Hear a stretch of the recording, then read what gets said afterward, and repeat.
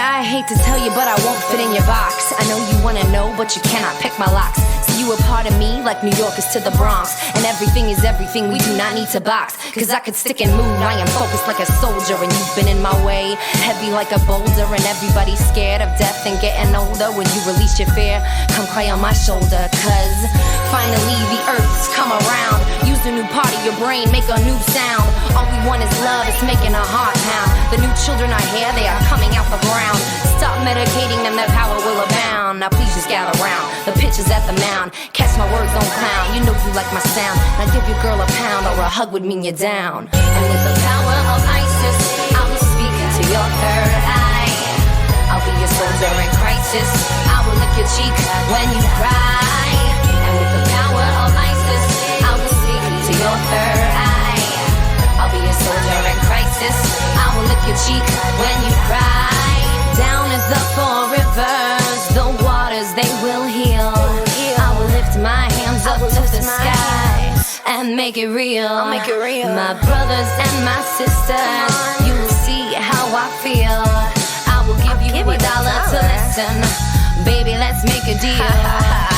No, you can't buy me, don't even try me. In fact, unleash your lasso and please untie me. I'm done with the cowboys, they do not excite me. Don't need your opinion, please don't indict me. I won't do your homework, do not assign me. The universe will teach you what science is finding. Open up your chakra, your aura could be blinding. Grab some rose quartz and start reminding. And with the power of ISIS, I will speak to your third eye. I'll be your soldier in crisis, I will lick your cheek when you cry. With the power of ISIS, I will speak to your third eye. I'll be a soldier in crisis, I will lick your cheek when you cry. I am a writing machine and this is my weapon. Fighting with my mouth, peace I will be repping. We're all contradictions, stop your suggesting. The righteous do not judge cause they know it's projecting. And just cause I say it's the age of feminine doesn't mean that I am not down for a man. We all need some yang, get that dick up out your head. Cause there are mad women who are too masculine. And yes, I know that I do not sound Caucasian, but sorry, this is how it comes out like the days. And my soul is here for some consciousness raising. Stop all your labeling, I'm Kelly amazing. And I'm not concerned with which God you're praising or what herb you're blazing. Your light shines, it's phasing, and now the bridge fades in. And now the bridge fades in. La-dee-da-da-da-da-day. You can light your own way. La-dee-da-da-da-da-day. Today could be your day. La-dee-da-da-da-da-day. I will be lighting my own way. La-dee-da-da-da-da-day. Today is my day. And with the power of ISIS, I will speak to your third eye. I'll be a soldier in crisis, I will lick your cheek when you cry. And with the power of ISIS, I will speak to your third eye. I'll be a soldier in crisis, I will lick your cheek when you cry. And with the power of ISIS, I will speak to your third eye. I'll be a soldier in crisis, I will lick your cheek when you cry. And with the power of ISIS, I will speak to your third eye. I'll be a soldier in crisis, I will lick your cheek when you cry. And with the power of ISIS, I will speak to your third eye. I'll be a soldier in crisis, I will lick your cheek when you cry.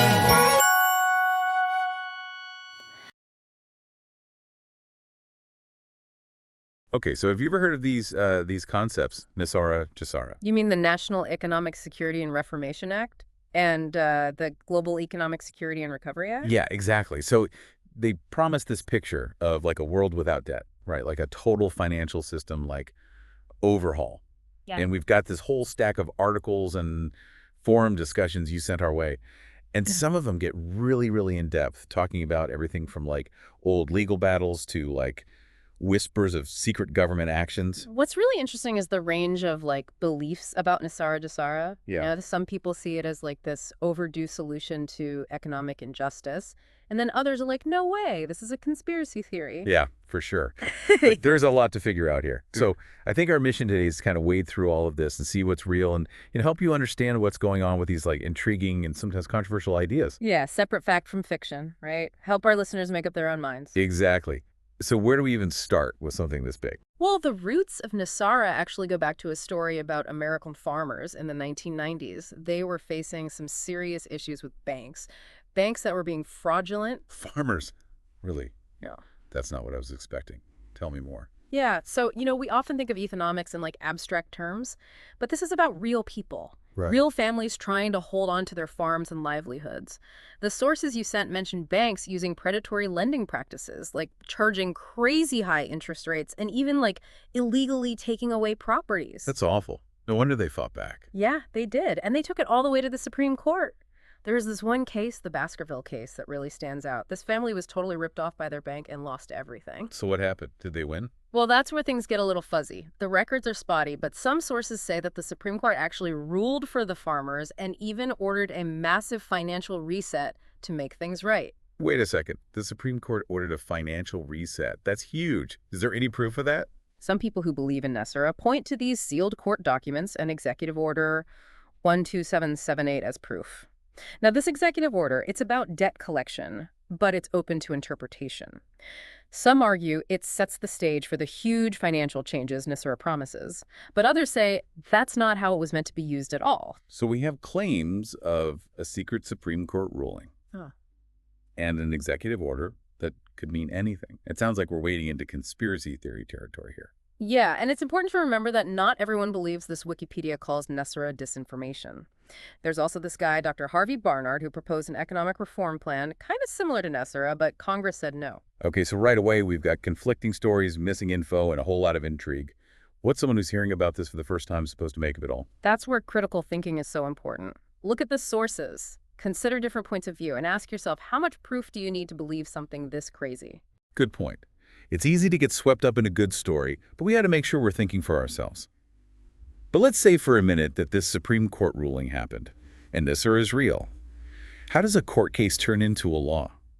Well, some sources say things get even crazier from there. We're talking secret meetings, late-night votes, maybe even some strong-arming to get N.E.S.A.R.A passed. Okay, hold on. Now we're adding a political thriller to the mix. Secret moves in Congress. What happened? Some N.E.S.A.R.A believers say it actually passed on March 9th, 2000, but they say it was kept secret, hidden from the public. A secret law passed by Congress. That's a big claim. Why would they keep that quiet? Well, the reasons people give are all over the place. Some say it was fear of powerful people trying to stop it. Others say it was part of a plan to reveal it at the right time. So a lot of guesses and no real answers. This is where I start to wonder if we've crossed the line from interesting story to pure fantasy. I get it. But even if these specific details aren't true, they point to a real distrust of the government and a desire for radical change that a lot of people feel. That's an interesting thought. Even if the story is debated, the feeling behind it is real.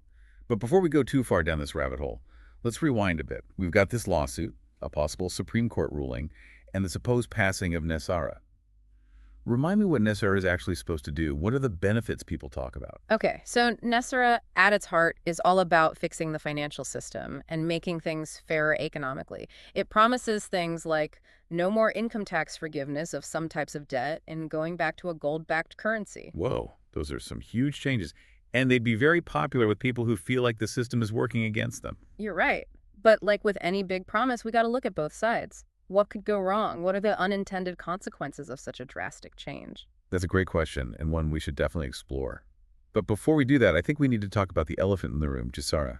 This is where N.E.S.A.R.A goes global, right? Exactly. N.E.S.A.R.A is basically the world version of N.E.S.A.R.A. It promises a similar reset for the entire planet. Wow, so we're talking about a complete restructuring of the global financial system. This is getting bigger by the minute. It definitely expands the scope. But before we get carried away with this idea of a global financial utopia, we have to remember, just like with N.E.S.A.R.A, there's no official proof of N.E.S.A.R.A from any trustworthy source. So we're dealing with another layer of speculation and unverified claims. It seems like every time we peel back a layer of this onion, we find more questions than answers. That's what happens when you explore complex and controversial topics. But that's also what makes it so interesting. It's a process of discovery and critical thinking and engaging with ideas that really challenge our understanding of how the world works. Well said, and I have a feeling we're just getting started. There's a lot more to uncover here. I'm really interested in digging deeper into the specifics of N.E.S.A.R.A and N.E.S.A.R.A, looking at the evidence, or the lack of evidence, and seeing what we can learn from these intriguing and sometimes perplexing ideas. Absolutely. We've only just scratched the surface of this complex topic. In the next part of our deep dive, we'll get into the details of N.E.S.A.R.A and GESARA, look at the arguments for and against them, and explore how these ideas have connected with people around the world. Sounds good. Deep divers, we'll be back soon to continue this journey. In the meantime, why not tell us what you think in the comments below? What stood out to you so far? What questions do you have? We'd love to hear from you. And don't forget to like and share this episode with anyone who might be interested in learning more about N.E.S.A.R.A and GESARA. We'll be back soon with more insights, analysis, and critical thinking. Stay tuned.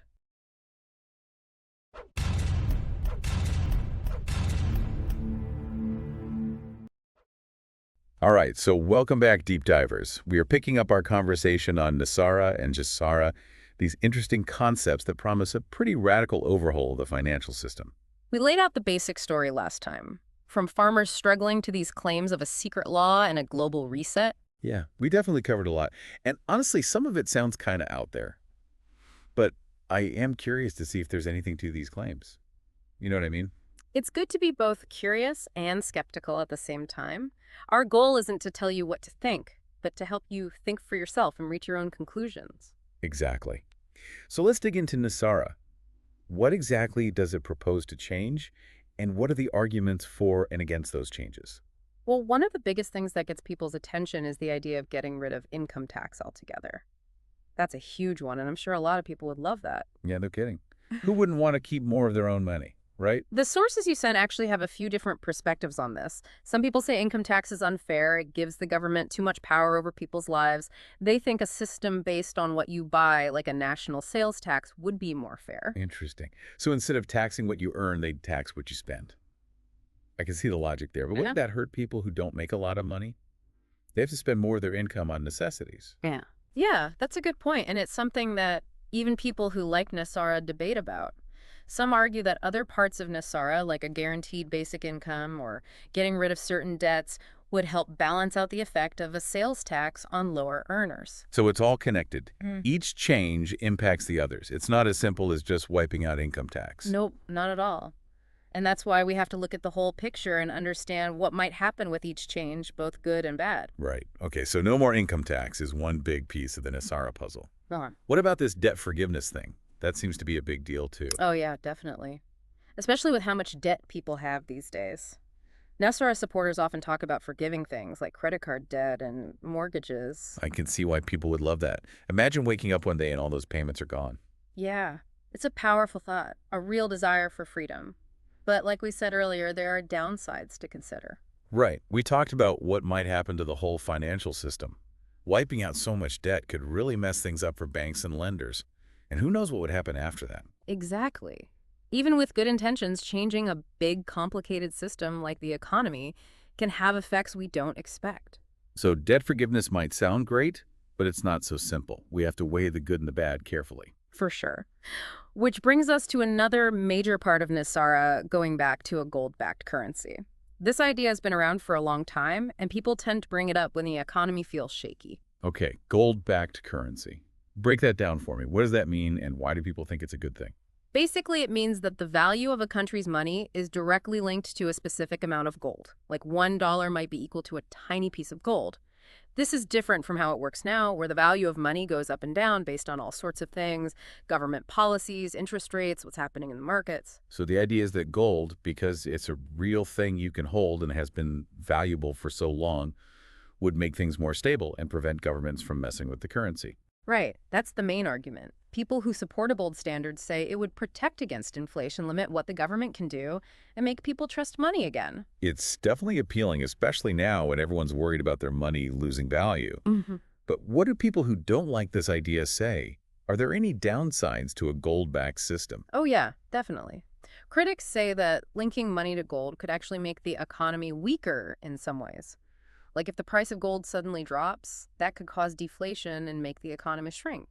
So it could be good or bad depending on what happens with gold. Exactly. There's no perfect solution when it comes to the economy. There are always trade-offs, and what works in one situation might not work in another. Okay, so we've got these three big parts of N.E.S.A.R.A. No more income tax, forgiving some debts, and using gold to back the currency. pretty radical changes, and clearly people feel strongly about them on both sides. And that's exactly why it's important to be informed to understand the different opinions and really think critically about what could happen if these changes were made. Couldn't agree more. Now, there's something else that comes up a lot when we talk about N.E.S.A.R.A, this idea of a financial reset. What does it even mean, and how does it fit into the N.E.S.A.R.A story? Yeah, financial reset gets thrown around a lot and can mean different things to different people. When it comes to N.E.S.A.R.A, it usually means a complete restructuring of the global financial system, like a move away from the debt-based system we have now to something fairer and more sustainable. So it's not about just fixing what we have, it's about rethinking how money works and how wealth is shared. That's the big picture for many N.E.S.A.R.A supporters. They believe that the system we have now is broken. It's made to benefit a few people at the expense of everyone else. They see a financial reset as a necessary step to create a world where things are more just and equal. It's a big goal, and I get why it resonates with people who feel like the system is rigged against them, but is such a big change even possible? That's a question people argue about a lot. Some experts say a change this big would be too disruptive, that it would cause chaos and economic collapse. Others say it's not only possible, but necessary to fix the problems we have and the inequality in the system. So again, we're back to critical thinking and considering different viewpoints. It's clear there are no easy answers when we're talking about something as complicated as a global financial reset. Absolutely. And that's why it's so important to have these conversations to explore ideas and stay informed about the things that are shaping our world. Well said. Before we finish up this part, I want to touch on something else that comes up with N.E.S.A.R.A and GESARA, the quantum financial system, or QFS. Can you explain what that is and how it fits into all of this? The QFS is a pretty fascinating and mysterious concept. It's often described as this revolutionary new financial system that uses quantum computing, which is a technology that uses quantum mechanics to do super complex calculations way faster than regular computers. Quantum computing, that sounds straight out of the future. How does that connect to finance? People who believe in the QFS say it will completely change how we do financial transactions, making them faster, safer, and basically impossible to fake. They imagine a system where we don't need banks or central banks anymore, a more decentralized and transparent financial world. Wow, so a total overhaul of how things work using cutting-edge tech to make a fairer, more efficient system. It sounds like science fiction. It does, right? And it's important to remember that the QFS, as it's usually described, is still mostly hypothetical. There's no real proof that it's actually working or even being built. So it's more of a what if right now, an idea of what could be rather than something real. Yeah, that's a good way to put it. And while it's exciting to think about the possibilities of such a powerful technology, it's also smart to be skeptical and watch out for anyone who makes promises that sound too good to be true, especially when it comes to money. Good advice. Yeah. It's always best to be careful when something sounds like it's too good to be true. Absolutely. And I think this is a good place to take a break for now. We've covered a lot in this segment. The specifics of N.E.S.A.R.A and GESARA, the arguments for and against them, and this intriguing idea of the quantum financial system. It's been a fascinating conversation so far, full of big ideas and tough questions. Deep divers, stick with us as we continue our exploration in the next part, where we'll dive deeper into the evidence, or the lack of evidence, about these concepts, look at why people believe in them, and discuss what all of this might mean for the world. We'll also talk about how N.E.S.A.R.A and GESARA have become part of conspiracy theories and alternative belief systems, and how to navigate all this information with a critical and careful eye. Sounds like there's even more to unpack. Don't forget to leave your thoughts and questions in the comments below. We love hearing what you think. And please like and share this episode with anyone who might be interested in learning more about N.E.S.A.R.A, GESARA, and the future of finance.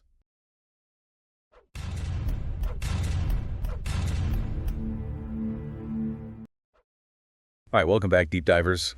We've been on quite a ride with this whole N.E.S.A.R.A, the GESARA thing, these ideas about a huge financial reset that could change the world. Yeah, we've looked at the specific changes, the potential ups and downs, and even that wild idea of a quantum financial system. We definitely covered a lot of ground. Yeah. But something that keeps popping up in what you said is this idea that N.E.S.A.R.A, GESARA, it's not just about economics. You know, it's like part of the much bigger shift, something almost spiritual. You're right. A lot of people who believe in this see N.E.S.A.R.A GESARA as part of a great awakening, like a global shift in consciousness towards, more awareness, compassion, connection. A great awakening, huh? That sounds pretty intense. What does that even mean? It's a tough one to define because there's no one answer that everyone agrees on. But in the context of N.E.S.A.R.A, it's often described as moving away from fear scarcity competition and towards a more cooperative, abundant way of being, like more heart-centered. So it's not just about changing the money system. It's about changing our values and how we interact with each other and the world. Exactly. It's about realizing we're all connected, that we're in this together, and moving towards a way of life that's more harmonious and sustainable. I can see why that idea is so appealing, especially in a world that feels so divided and messy. But what about the practical side? How does this great awakening actually happen in real life? Yeah, that's the big question. Some people think that the financial changes from N.E.S.A.R.A to S.A.R.A would create the right conditions for this spiritual shift. Right. Like if people weren't burdened by debt and scarcity, they could focus on higher things and contribute more to society. So getting rid of the material stuff that keeps us in survival mode so we can grow, be creative, and explore our spirituality. That's one way to see it. Others think the Great Awakening is already happening, that it's a gradual process of evolution both individually and as a society. And it's being sped up by things like technology, social movements, and a growing understanding that everything is connected. It's wild to think that maybe we're already in the middle of such a huge change, but it's also kind of overwhelming. If this is really happening, how do we as individuals deal with such a massive transformation? That's something we each have to figure out on our own.